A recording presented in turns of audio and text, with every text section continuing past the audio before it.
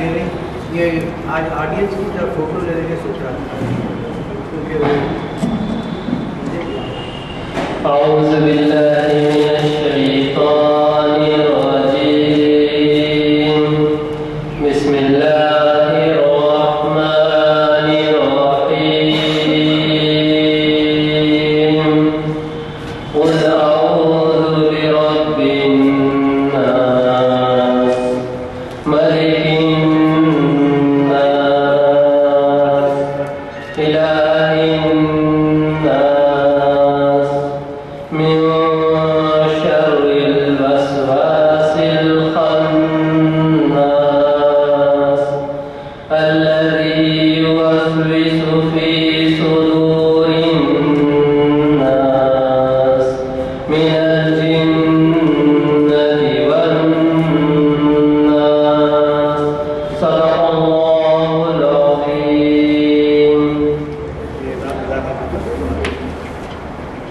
ہاں بالکل کریے اجازت کی ضرورت ہے، آپ کا ہی حق ہے کلاس میں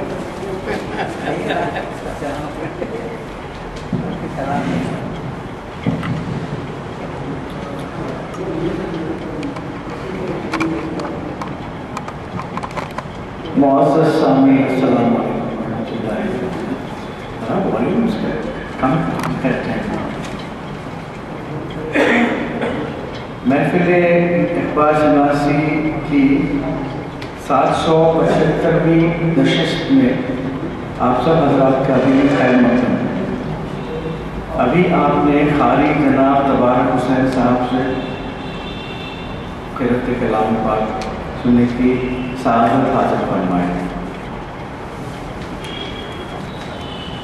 آج بتاریخ 15 اکتوبر 2014 عیسوی یہ محفل مسجد عالیہ کے کانفرنس ہال میں منعقد ہو رہی ہے. آج کے مقرر علی جناب ڈاکٹر یوسف آزمی ہم سب کے لیے محتاج تعارف نہیں ہیں. ہماری پچھلی کئی محفلوں کو آپ مخاطب کر چکے ہیں اور اقبال کے اوپر، اقبال کی شاعری پر بڑی گہری نظر رکھتے ہیں اور ان کا لیکچر اور ان کی تقریر بڑی معلومات آپ نے رہی انشاءاللہ.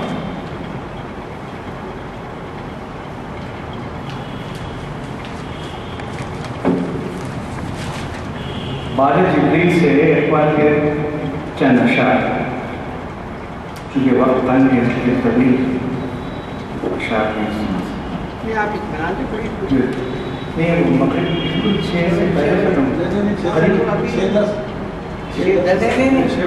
قریب 5 کو نماز ہے، 5 کو نماز ہے، 6 ہو گیا، آج 6 ہے.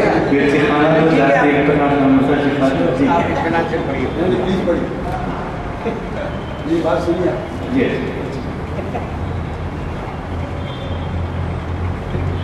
روح سے ناشنا ہے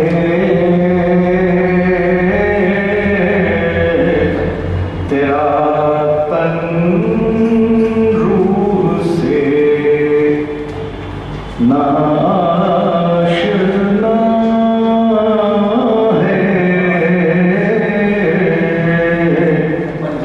تیرا تن، روح سے ناشنا ہے تیرا تن، روح سے ناشنا ہے. عجب کیا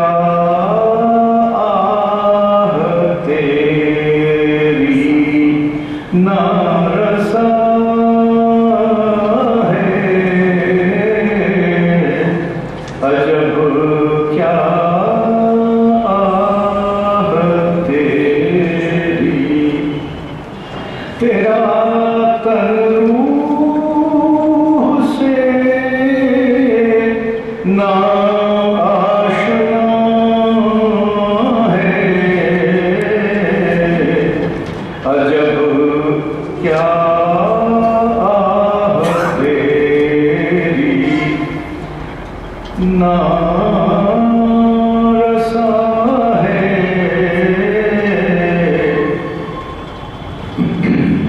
तने बेरूह से बेजार है हक तने बेरूह से बेजार है हक खुदाए जिंदा जिंदों का खुदा है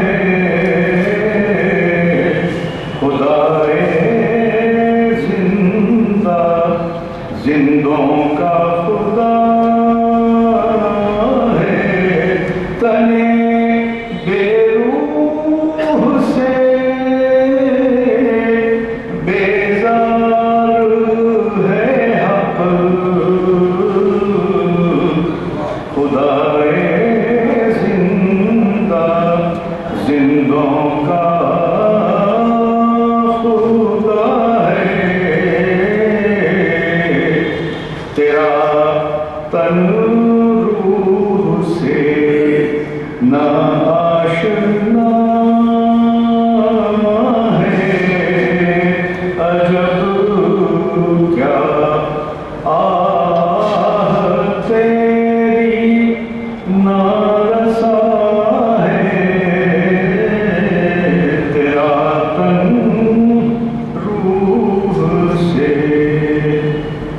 मैं गुजारिश करता हूँ दयाल आदमी साहब को तशरीफ लाएं इस तकरीर का आगाज़ को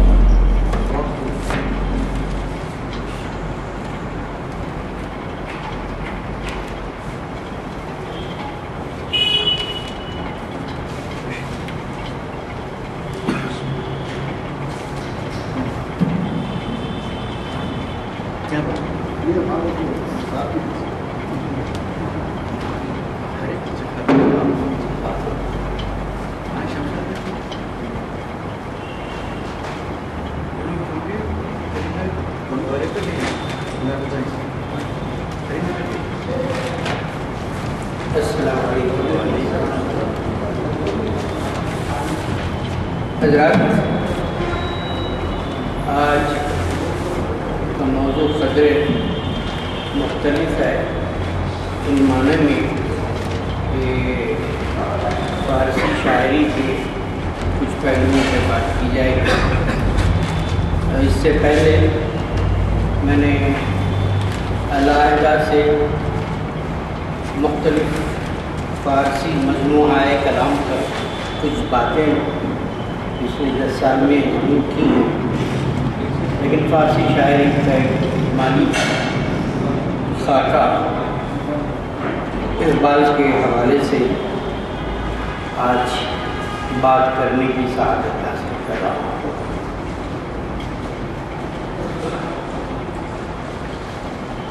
मैं आज की गुफ्तगू की शुरुआत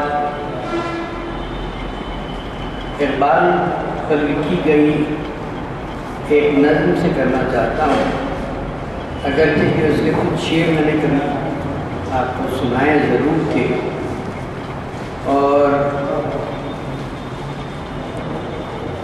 ये नज़्म मुख्तलिफ ममालिक में छपी और ख़ास एहतमाम से छपी। इसके अंदर थोड़ी जुनायत भी है और इसका अनुमान है आसमान का सफ़ीर दिगर दाना राज आयत की नाम है। वो पत्थरों के शहर को नज़र का ख्वाब दे गया। इकबाल पर लिखी गई ये नज़्म है। इन मिसरों को मैं थोड़ा सा उर्दू और 5 मिनट अंग्रेज़ी में भी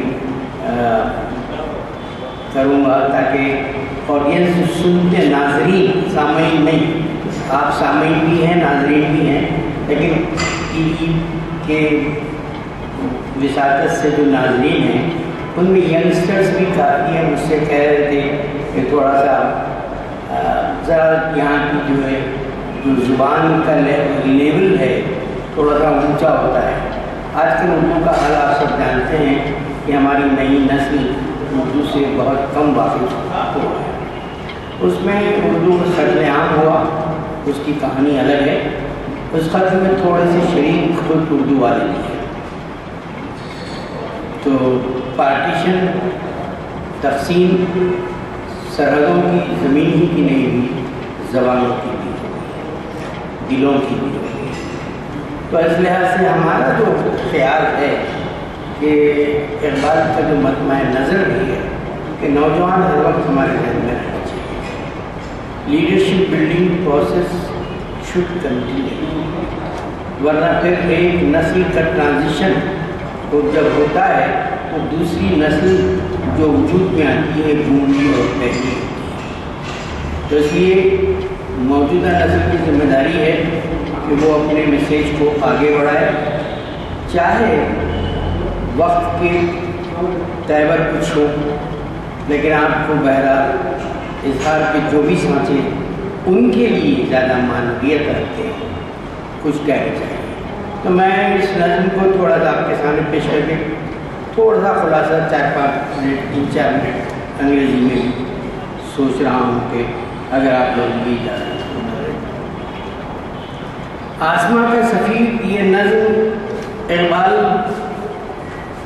کی نظم ہے، اور اقبال نے جیسے میں نے نظم کے نیچے اقبال کا مصرع دیا ہے، دیگر دانہ راز آیت کے نہ آیت. اقبال کو بھی یہ احساس تھا کہ دیگر دانہ راز آئیں گے یا نہ آئیں گے، لیکن امکانات تو دنیا میں ہوتے آئیں گے، لیکن وقت کا فصل ہو سکتا ہے. ابھی بھی بہت بڑا فصل اقبال کا 1938 میں انتقال ہوا، اتنا بڑا فصل آپ دیکھتے ہیں.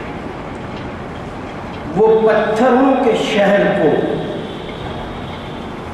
نظر کا خواب دے گیا، وہ پتھروں کے شہر کو نظر کا خواب دے گیا، وہ ذہن و دل کو فکر کی نئی کتاب دے گیا. اس شعر میں ظاہر ہے پتھروں کا شہر علامت ہے ان لوگوں کی جو جامع زندگی گزارتے ہیں. پتھر جامع زندگی ہے تو شہر پتھروں کا شہر، وہ پتھروں کے شہر کو نظر کا خواب دے گیا. خواب، نظر کا خواب دینا، ویژن دینے والی شخصیت تھی اقبال. وہ ذہن و دل کو فکر کی نئی کتاب دے. At the same time he has given a new book, a new vision for heart, soul and mind. So in a static situation, the vision was transformed to the people. وہ پتھروں کے شہر کو نظر کا خواب دے گیا، وہ ذہن و دل کو فکر کی نئی کتاب دے گیا. وہ حرف حق کا آئینہ نفس کی آگ بن گیا، زمین زمین افق افق وہ ایک راگ بن گیا. وہ حرف حق کا آئینہ. سو the mirror یہ کیا ہے کہ آئینہ ہے، کیا ہے حرف حق کا. نفس کی آگ شعلہ، تو ان کا پیغام کیا تھا؟ حرکت، عمل، توانائی اور جو ہے تند شعلے کی طرح انقلابوں سے بیرون زمین زمین افق افق وہ ایک راگ بن گیا. سو these lines says as ہمارے محترم دوست دیر سے آئے، میں نے لوگوں سے اجازت لی کہ آج تھوڑا سا انگریزی میں بھی اپنی نظم کا ٹرانسلیشن پیش کروں. اسی لحاظ سے اردو میں کے ساتھ تھوڑا سا میں انگریزی میں بھی بات کر رہا ہوں. وہ حرف حق کا آئینہ. سو دس از دا mirror, the Iqbal's ideas, reflection of what? حرف حق. A reflection of the word of Allah, divine word. And this is like a flame because it resulted in revolution. On flame-like situation, goes for the change and revolution. As Iqbal said, sabat hai ek taghayyur ko hai zamane mein. Change is only permanent. دوسری چیزیں نہیں. زمین زمین افق افق وہ ایک راگ بن گیا. So his song not only confined to this and other areas also. وہ ایک صدا جو گونج بن گئی خلا کے جسم میں، وہی صدا کا لہن گنگنا رہی ہے کہہ جہاں. میں نے ابتدا میں کچھ پہلے کہا تھا کہ زمین زمین افق افق صرف شاعرانہ بات نہیں تھی، بلکہ نظام کالجی کے اسٹوڈنٹ شرما کیا تھا، راکیش شرما نے خلا میں جب مسز گاندھی نے پوچھا کہ زمین کیسے نظر آ رہی ہے تو اس نے کیا کہا، سارے جہاں سے اچھا. So this is the credit for the poet. No other poet gets this kind of credit. کسی اور کے سے میں نہیں آیا کہ خلا میں بھی ان کی آواز، حالانکہ خلا میں آواز نہیں گونجتی لیکن خلا سے جو آواز گونجی وہ جو ہے یہی تھی کہ سارے جہاں سے اچھا ہندوستان ہمارا. So these lines show that the poet of the East and also now partly the West reverberates, echoes can be seen not only on the land but also over the horizons also.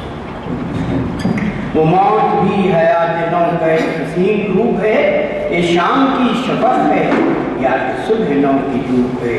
یہ فکر و فن کا شعر ہے، یہ زندگی کی داستان، یہ زندگی کے ہیں اظہار یا خودی کے پاسمان. خودی اقبال کی جو ہے بنیادی فکر کا حصہ ہے اور اس میں شخصیت کی تعمیر کو رکھیں اور پھر شخصیت کی تعمیر کے مختلف ابعاد کی. تو خودی سے کا جو کانسیپٹ ہے جو تصور ہے وہ غیر معمولی ہے. So that concept of self is not just without any direction. There were other poets who also said about self, but here first Asrar Khudi, it translated by Nicholson, The Secret of Self, which clearly manifests that Khudi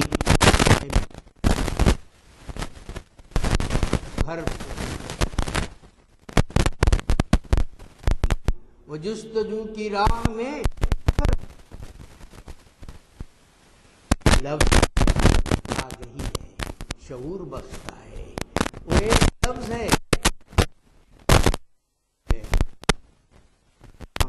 ہماری تلاش کی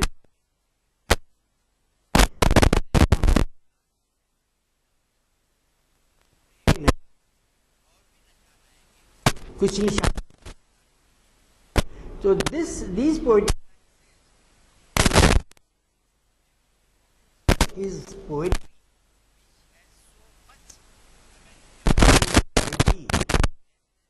and also the vision and thought that it brings a new change. حسین صبح ہے ہمارے خون رواں دواں، ہمارے زخم کی سحر، ہمارے درد کی اذاں. ان میں جو بات ہے کہ اقبال نے ہمارے درد کی اذاں کو بھی، درد ایک اذاں بن گئی، کلیرین کال. ہمارے زخم جب روشن ہوئے اور صبح بھی ہے ہمارے ہاں اور دل و خون میں رواں دواں کیفیت بھی ہے. ایک پیتھیٹک اور تھوڑا گلوریس بلینڈنگ اس کے اندر ملے گا امت مسلمہ کی. امت مسلمہ کی اس کیفیت کو اقبال کے حوالے سے جو بات کی گئی ہے کہ حسین صبح ہے ہمارے خون میں رواں دواں. The dawn flows in our veins and in our blood and this is the clarion call.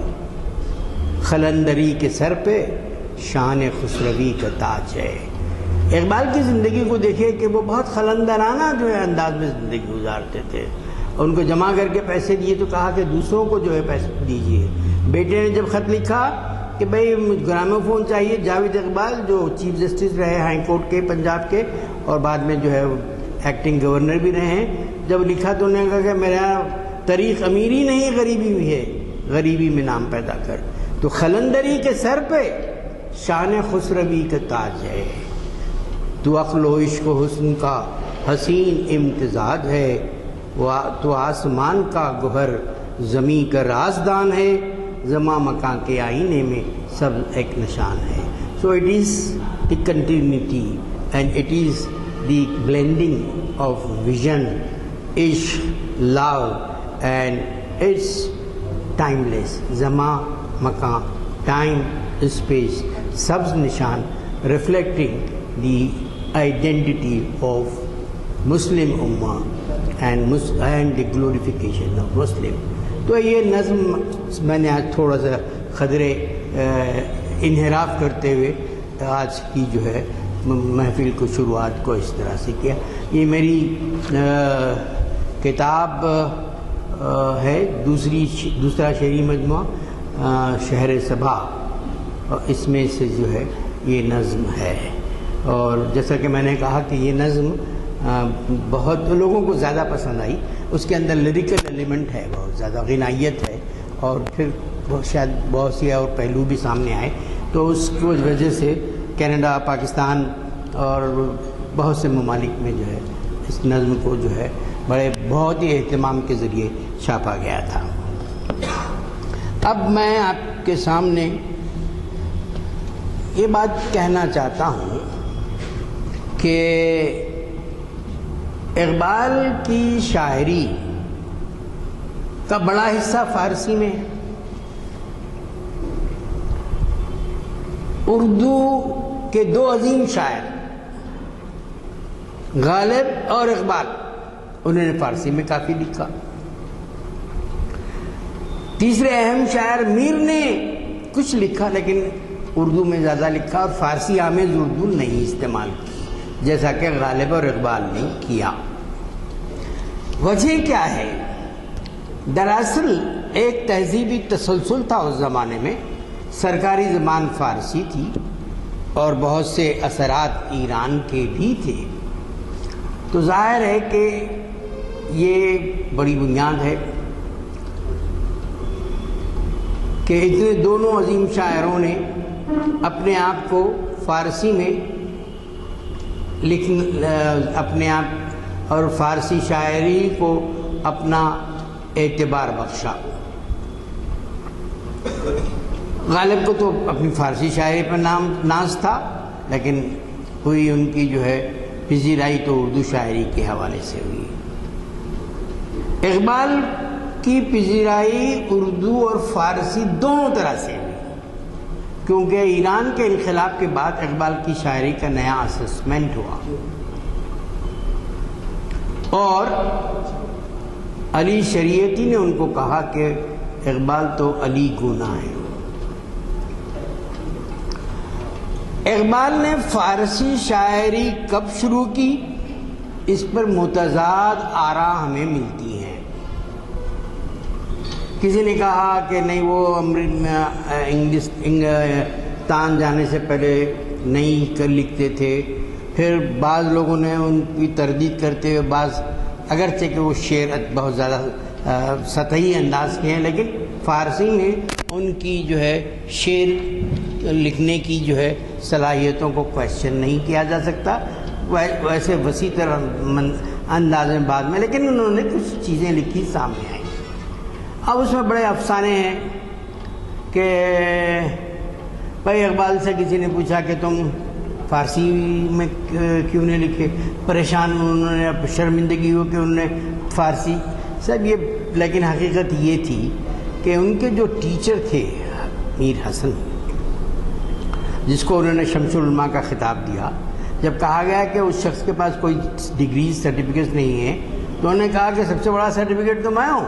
جب اقبال کو سر کا خطاب دیا تو انہوں نے کہا کہ میں اس شرط پہ قبول کروں گا کہ ان کو شمس العلماء کا کسی اور کو جو ہے خیال نہ کیا جائے اس نام کے سے. تو انہوں نے کچھ مذاق ضرور پیدا کیا تھا لیکن اقبال بہت جینیس شخصیت تھے.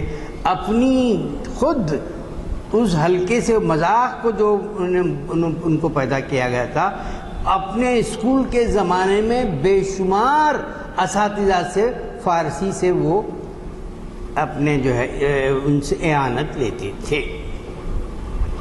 ایک اور بات یہ ہے کہ ان کا جو PhD جو میونک یونیورسٹی سے کی انہوں نے، اس میں جو ہے دا میٹافزک ان پرشیا، ظاہر ہے کہ پرشین پوری جو ہے لٹریچر کو ان کو پڑھنا پڑا تھا، تو فارسی ان کے لیے اور جو ہے ناگزیر ہو گئی تھی.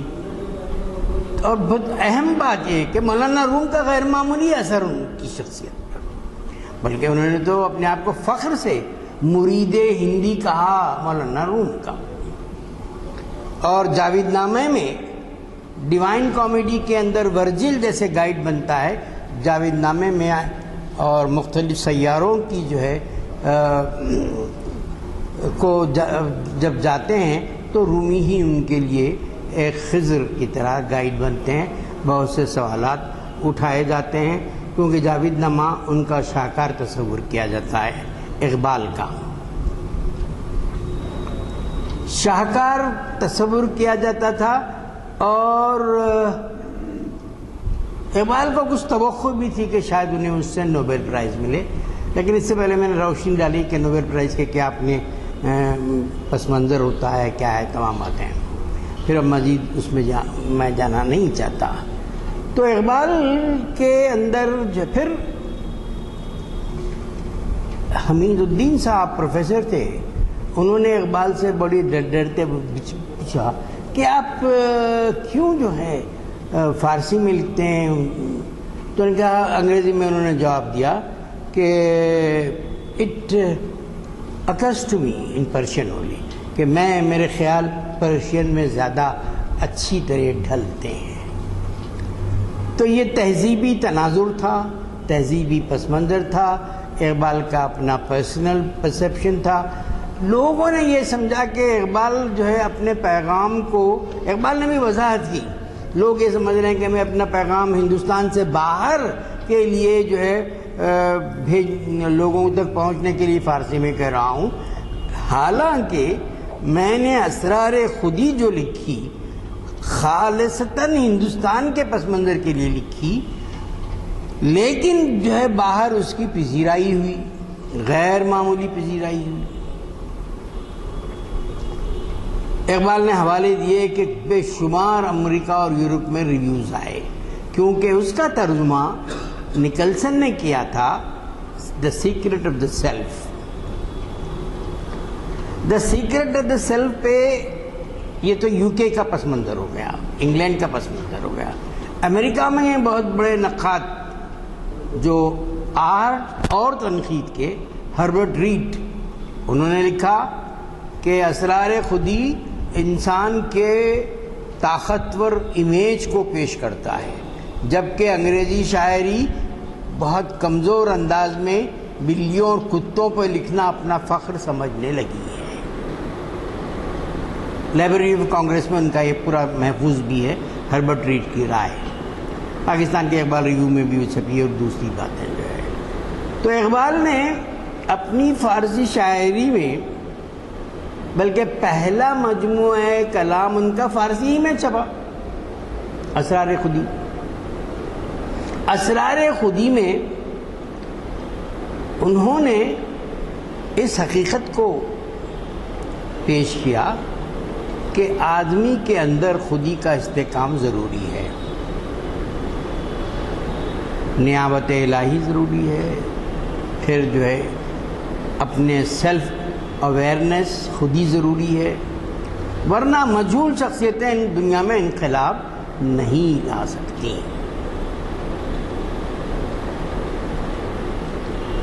اب اس میں کچھ عجیب سی، اقبال کبھی کبھی جو ہے انتہا پسندی کا بھی شکار ہو جاتے تھے. جیسے مسولینی کی تائید کر دی انہوں نے، ظالم تھا نمبر 1. اب وہ جو ہے کہ وہ ایک سامراجیت دوسرے سامراجیت کو کاٹتی ہے، اس کی آنکھوں میں ڈیول بھی ہے، سینٹ بھی ہے. بیرسٹر تھے، جو چاہے بولتے، لیکن ذلیل تھا، وہ پکا جو ہے ڈکٹیٹر تھا جس کی لاش کو سڑکوں پہ پھینک دیا گیا تھا. اور ویسے ہی نادر شاہ کی تائید کرتے ہیں جس نے قتل عام کیا دلی میں. تو بہرحال انسان ٹو ایئر از ہیومن، ہر انسان اپنی غلطی کرتا ہے. ان کے یہاں ایسے جھول بھی ہیں اقبال کے یہاں. جب کہا گیا کہ فرد پر اتنا زیادہ زور دیا جا رہا ہے تو لوگوں نے اچھا، فرد پر زور دینے کے علاوہ اقبال نے بہت ہی سخت انداز میں حافظ شیرازی پر تنقید کر دی، اور ان کے جو دیباچے ہوتے تھے وہ فارسی میں نہیں ہوتے تھے، اردو میں لکھے جاتے تھے۔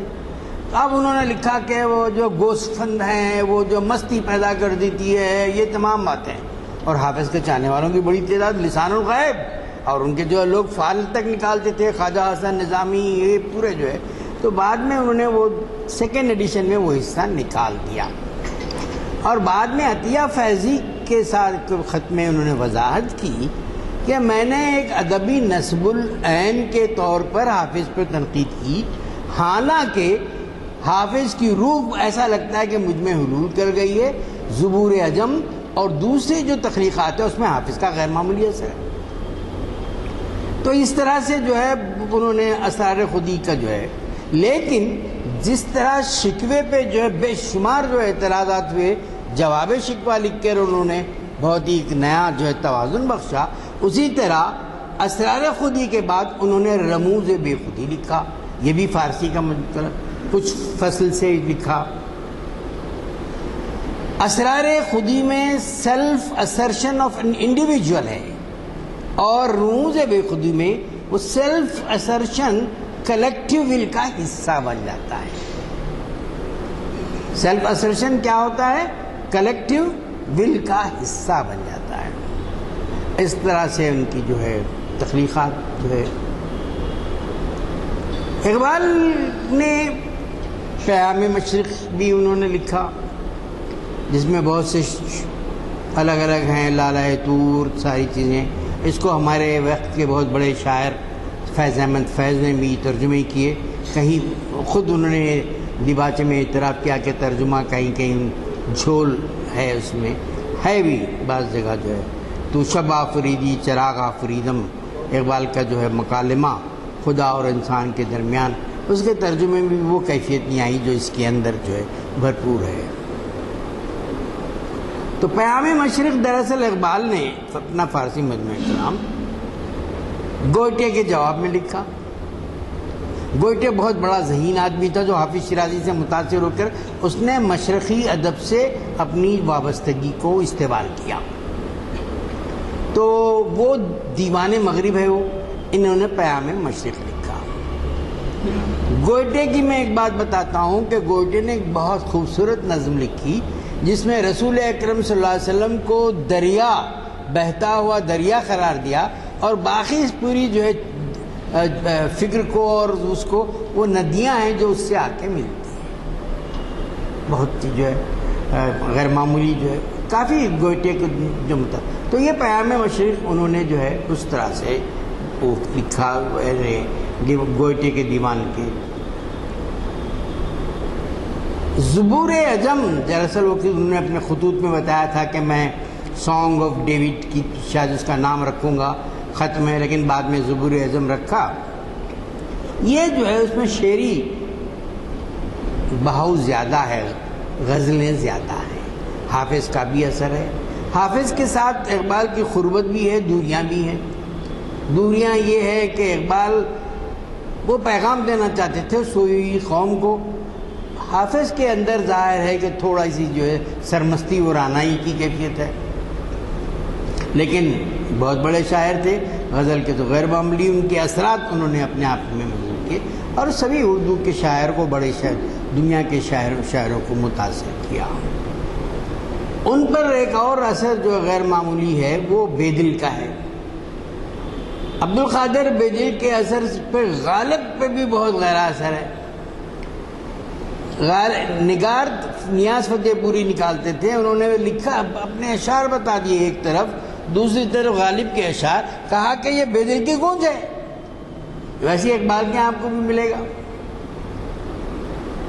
پھر اقبال کے ہاں غالب کے فارسی کلام کی بھی گونج ملے گی، امیر خسرو کے کلام کی گونج ملے گی۔ تو مطلب یہ کہ جو سرچشمے ہیں فارسی کے، کئی نظیر نشل پوری اور عرفی اور خاقانی، کئی جو ہے ایران کا شعور شعری بہت مضبوط رہا ہے، صدیوں کی روایت رہی ہے۔ تو اقبال ان سرچشموں سے فیضیاب بھی ہوتے رہے ہیں، اور اسی لیے اور نفسیاتی جو بھی وجہ ہوں انہوں نے جو ہے فارسی میں زیادہ لکھا. حالانکہ غالب پر جب نظم لکھی تو گیسوئے اردو ابھی منت پذیرے شانہ ہے کانا، یعنی ابھی تو گیسو ہے جس کو بھی سنوارنا ہے اردو کے. لوگوں نے بھی توجہ دلائی تو بعد میں انہوں نے اردو میں غیر معمولی کتاب لکھی. بال جبریل جو ہے، جو مجموعہ ہے جس کے تعلق سے عالیہ مسرور کرتے ہیں کہ مجھ سے کہا جائے کہ ایک کتاب اپنے سفر میں رکھوں تو وہ بال جبریل. اور ملک راج جو ہے نا ترقی پسند تحریک کے بہت سرخر آدمی تھے، للت کلا اکیڈمی کے چیئرمین تھے. انہوں نے بہت سی زبردست ناولز بھی لکھے، کولی. اور انہوں نے کہا کہ میں اپنے سفر کے دوران اسرار خودی ساتھ رکھتا ہوں. تو اقبال کا جو دائرہ ہے بہت بڑا ہے. اب اردو میں بہت بڑے تنقید نگار ڈاکٹر وزیر آغا نے کہا کہ اردو شاعری کی نظم کی جہد کو بدلنے میں اقبال کا ہاتھ ہے، اور غزل کو نیا روپ دینے میں بھی اقبال کا ہاتھ ہے. رشید احمد صدیقی جو ہے سابق صدر شعبہ علی گڑھ مسلم یونیورسٹی، غیر معمولی طنز و مزاح کے آدمی، انہوں نے کہا کہ جو بات جو ہے صرف جو ہے گل و بلبل کی حد تک رہتی تھی، اقبال نے اس کو رزم اور بزم کی کیفیت میں لا کے کھڑا کر دیا. غزل اور نظم کے درمیان سرحدوں کو بھی توڑا، اور یہ غیر معمولی ان کا کارنامہ ہے. تو علامہ اقبال کی فارسی غزل پر ایک صاحب، یہ ڈائریکٹر بھی ہو گئے تھے بعد میں، منور صاحب، یہ پروفیسر منور، انہوں نے اقبال کی فارسی غزل پر، ان کے پر ہونے والے اثرات پر بہت سی ایک اچھی غیر معمولی کتاب لکھی، اور اس پہ دوسرے لوگوں نے بھی آرا دیتے ہوئے لکھا کہ ان کا کام اپنی جگہ ہے. تو اقبال کے جہاں تک نظم کا تعلق ہے، وہ مثنوی میں وقت بدل گیا ہے، نظم کی حیتیں بدل گئی ہیں. انگریزی ادب کے اثرات نے نظم کے سانچوں کو ایک نئے روپ دے دیا ہے، اور جو ہے اب آزاد نظم بھی آئی، بلینک ورز بھی آ گئے، اور پروز پوئٹری بھی آ گئی، اور صوتی جو ہے. اقبال چونکہ اس عہد کے تھے جہاں رومانیت اور کلاسیکیت کا ایک امتزاج تھا، انہوں نے مثنوی کے ہی انداز میں بہت سی اپنی چیزیں لکھی، چاہے وہ اردو میں ہو یا فارسی میں. تو اقبال کے جاوید نامے میں انہوں نے غیر معمولی محنت کی، اور ذکر بھی کیا کہ کافی اس نے وقت لیا، کافی محنت کی، کافی تھکا دینے والا کام. اور یہ دراصل غالب امکان یہی ہے کہ ڈانٹے کی جو ڈیوائن کامیڈی ہے، اور اس ذلیل نے بہت ہی ذلیل حرکت کی، شاعری وغیرہ کا اپنا اسیسمنٹ جو کرتے ہیں وہ اپنی جگہ ہے اس کی ڈیوائن کامیڈی کے، لیکن دو عظیم اسلامی شخصیتوں کو اس نے بہت ہی ایک ایسے سرکلز میں بتایا اور جو ناقابل ذکر ہے. اسی لیے ایران کے کسی نے جو اس کے گریو یارڈ کو بھی اڑا دیا تھا ڈائنامائٹ سے، اور میں نے لکھا تھا کہ وہ صارخ ہے، وہ ہاتھ جہنم جائے گا، کیونکہ اس نے خود کچھ نہیں کیا سوائے نفرت کے. اور ابن عربی دوسرے لوگوں کے، خصوصی لوگوں کے جو معراج کے قصے تھے، اس کو اس نے نیا رنگ دے کے یہ ضلالت بھی کی تھی. لیکن اسٹرکچر بہرحال وہیں سے ایسا لگتا ہے کہ اقبال نے لیا، نظر انداز کر دیا اس کی ضلالتوں کو، کمینگوں کو، کہنے والا. بہرحال وہ ڈیوائن کامیڈی کے اندر جو ہے، یہاں بھی انہوں سیاروں کے درمیان مختلف انداز کی انسانی تاریخ کی پوری کیفیتوں کو، بے شمار لوگوں کو، بھرتری ہری کو، صرف جو مسلم کردار نہیں ہے، پوری انسانی تاریخ کے کردار آپ کو اس میں نظر آئیں گے. بھرتری ہری بھی ہے جن کا شعر اقبال نے سرنامے کے طور پر لکھا کہ پھول کی پتی سے کٹ سکتا ہے ہیرے کا جگر، مرد ناداں پر کلام نرم و نازک بے اثر.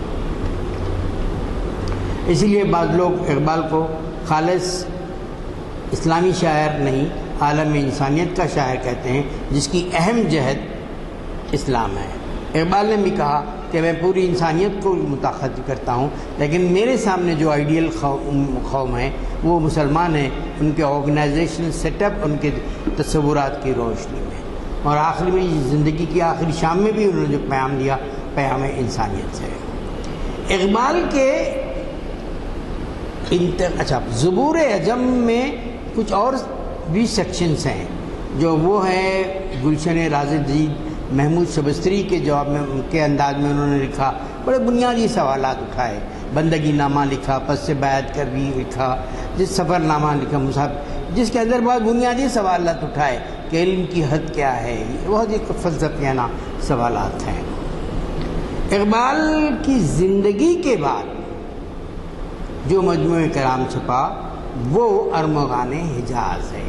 وہ دور وہ تھا جو اقبال کی خواہش تھی کہ جو ہے رسول وہاں جائیں حج کے لیے، مکہ اور مدینہ کی زیارت کے لیے، وہ محل ممکن نہیں ہو سکا، اور قدرت نے انہیں ابوالحسن علی ندوی کے روپ میں ایک ایسا شخص دیا جو ان کے عاشق رسول کی حیثیت سے آڈیٹوریم میں مسجد نبوی کے اقبال پر لیکچر دیا تھا۔ بہرحال وہ ارمغان حجاز جو ہے دراصل اردو اور فارسی کا مجموعہ ہے، اس کے اندر اردو بھی ہے اور فارسی بھی ہے۔ یہ اقبال کا جو ہے آخری مجموعہ کلام ہے، جو خالص فارسی نہیں ہے لیکن بڑا حصہ فارسی کا ہے، اس میں اردو کی نظمیں بھی شامل ہیں۔ تو اقبال نے نظم میں، اقبال نے غزل میں، اقبال نے فکر کی جو ہے بہت بڑی بنیادوں کو، بلکہ کہتے ہیں کہ جس وقت انقلاب آیا ایران کا کہ علامہ کہیں کہیں علامہ خمینی کی تصویر بھی تھی اور ساتھ میں اقبال کی تصویر بھی تھی۔ کسی نے پوچھا یہ کس کی ہے، تو تم تو ہندوستانی ہو، اس شخص کو نہیں پہچانتے۔ میں نے کہا کہ بہت بڑی شخصیت علی شریعتی کی تھی، انہوں نے کہا کہ اقبال علی گنا حسینی درسگاہ میں تو درس ہوتے تھے اقبال کے جو ہے، جیسے یہاں ہوتے تھے رضی الدین ہمارے بہادر اعظم کے پاس بیگم محل میں، بڑی بڑی شخصیتیں آتی تھیں، اپنے یہاں تھیں۔ تو بہرحال تو اقبال کا چونکہ بڑا کلام فارسی میں ہے، اور اس لیے زیادہ تر ہم اردو کے حوالے سے اگرچہ کہ فارسی کو نظر انداز نہیں کیے، جیسا میں نے کہا کہ جاوید نامے پر بھی میرے لیکچرز ہوئے، پیام مشرق پر بھی ہوئے، زبور عجم پر بھی ہوئے، اسرار پہ بھی، رموز پہ بھی ہوئے، اور پھر گلشن راز جدید پہ بھی ہوئے۔ حالانکہ ہمارے ظہیر بھائی نے کہا کہ او بھائی کتنے بڑے فلسفیانہ سوالات ہیں، آڈینس سہ سکیں گے کیا، لیکن لوگوں نے سہ لیا اس کو بھی۔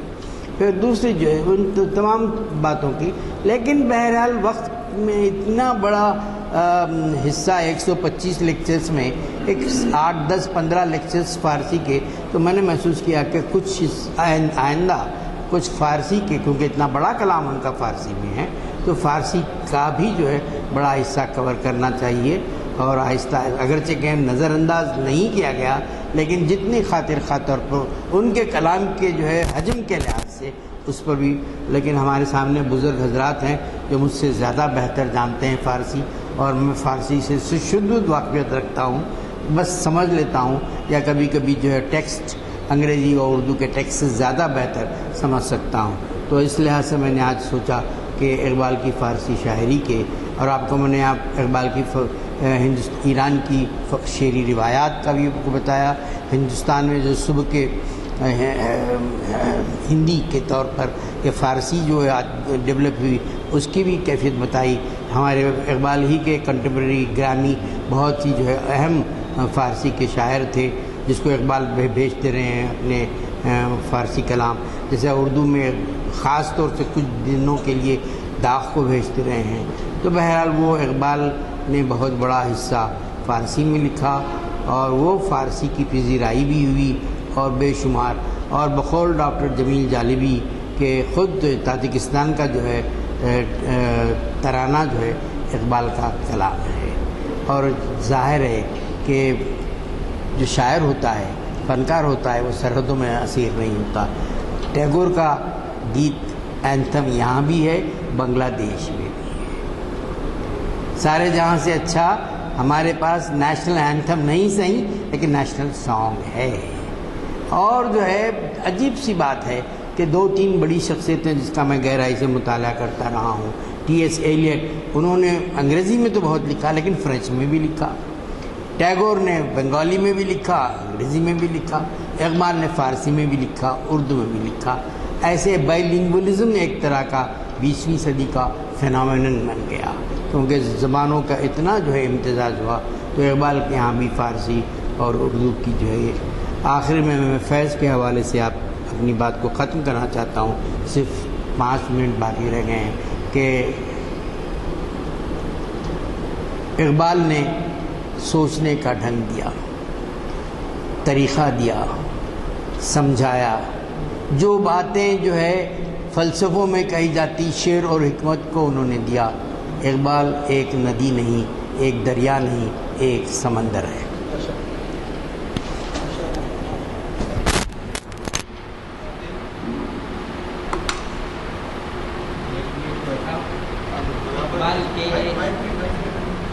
اقبال کے شامل تھے اور اقبال خود موجود تھے. تو یہ اسمبلی ہال جو اس وقت میونسپیلٹی کا وہ تھا، ہاں ٹاؤن ہال تھا، جی ہاں ٹاؤن ہال تھا، وہاں یہ جلسہ ہوا تھا. اس کے بعد لوگوں نے کہا کہ اگر آپ کو کچھ پوچھنا ہو اقبال سے، وہ جا کے سامنے پوچھیں. اب جو AIR کا دفتر ہے وہاں گورنمنٹ گیسٹ ہاؤس تھا، نظام سے ملنے والے لوگوں کو وہاں رکھا جاتا تھا، وہاں ٹھہراتے تھے کیونکہ ان کو کسی خرید تھا. That was the reason. تو اس سلسلے میں یہ جو صاحب لکھ رہے ہیں، حافظ غلام گیلانی صاحب کا بیان ہے یہ، جو اپنے چچا کے متعلق لکھ رہے ہیں. ان کے چچا اس وقت نظامیہ میں پڑھتے تھے اور وہ 10-15 سال کی عمر تھی. تو جب وہ تشریف لائے 2-3 سال پہلے حیدرآباد، تو ان سے یہ کہا گیا کہ آپ کیا اقبال سے ملے ہیں، اور ملے ہیں تو کچھ گفتگو وغیرہ. تو انہوں نے کہا کہ نہ صرف ملا ہوں بلکہ ان سے ہاتھ بھی ملایا ہوں، معانقہ بھی کیا ہوں. تو یہ واقعہ اسی سے متعلق ہے. اور یہ واقعہ اس طرح ہے کہ جب سوال کرنے کے لیے گئے تو یہ طالب علم بھی وہاں گیا، تو گیلانی صاحب کے چچا، تو انہوں نے پوچھا کہ آپ کا ایک شعر بہت بڑا ایک گڑبڑ مچایا ہوا ہے ہندوستان میں، مولوی حضرات بڑے اس پہ نالا ہیں. وہ شعر یہ ہے، خودی کو کر بلند اتنا کہ ہر تقدیر سے پہلے خدا بندے سے خود پوچھے بتا تیری رضا کیا ہے.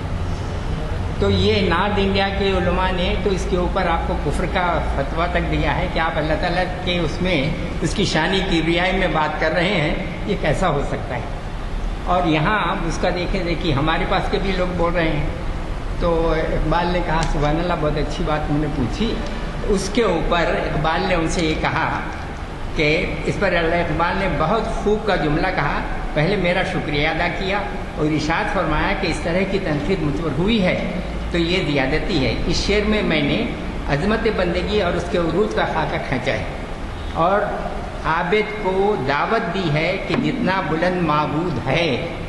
دیکھیے جملہ، عابد کو دعوت دی ہے کہ جتنا بلند معبود ہے اتنی بلند تیری عبادت بھی ہو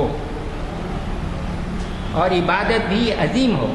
یہ شعر واقعہ ہے حضرت ابراہیم علیہ السلام کے نارے نمرود میں پھینکے جانے سے متعلق ہے، جہاں اللہ تعالیٰ فرماتا ہے کہ آپ کی مرضی طلب فرماتا ہے.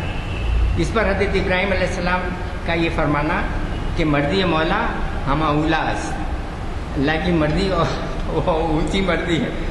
یا الہ العالمین، تیری مرضی میرے لیے مقدم ہے. جبریل نے فرمایا میرا مالک جو بھی، جبریل سے فرمایا میرا مالک جو بھی چاہتا ہے وہ وہی کرے، وہی میری آرزو ہے، یہی میری معراج ہے. بندگی کے اس عروج پر اللہ جل شانہ کا حکم ہوتا ہے کہ اے آگ تو ابراہیم کے لیے ٹھنڈی ہو جا سلامتی کے ساتھ. کلام پاک کی آیات بڑی خاص ہے، آگ ٹھنڈی ہو سلامتی کے ساتھ.